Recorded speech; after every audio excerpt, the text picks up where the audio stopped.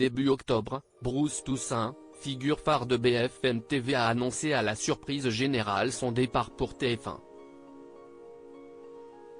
Une nouvelle aventure télévisuelle sur laquelle Marc-Olivier Fogiel, le directeur général de la chaîne d'information en continu, a souhaité rebondir auprès de nos confrères La Tribune dimanche ce 5 novembre 2023.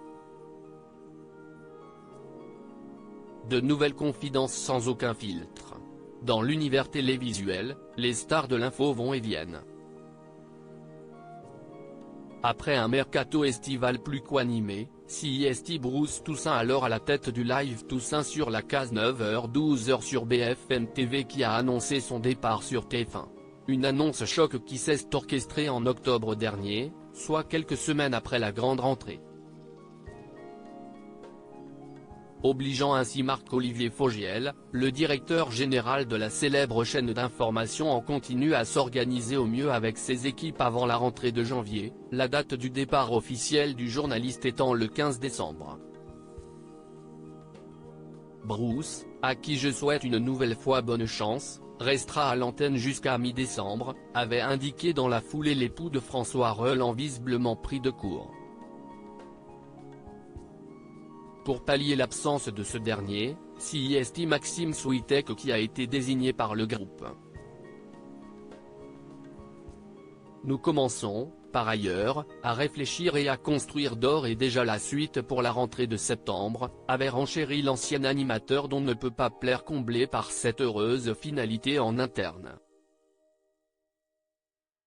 Pour rappel, le principal intéressé a brillamment fait ses preuves dans l'émission C'est à vous sur la 5e chaîne.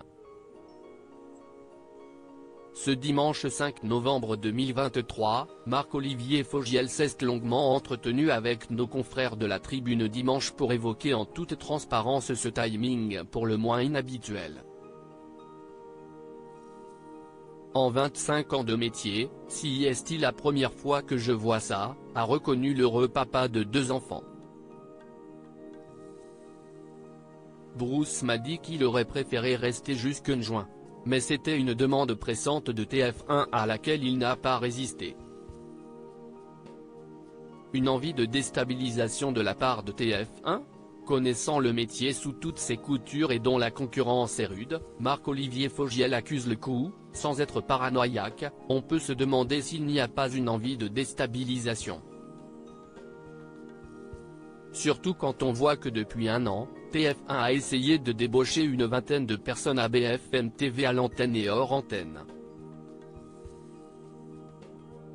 Avec philosophie, l'ex-acolyte d'Ariane Massenet a aussi ajouté que la Une vienne faire son marché sur la 15, CIST un hommage.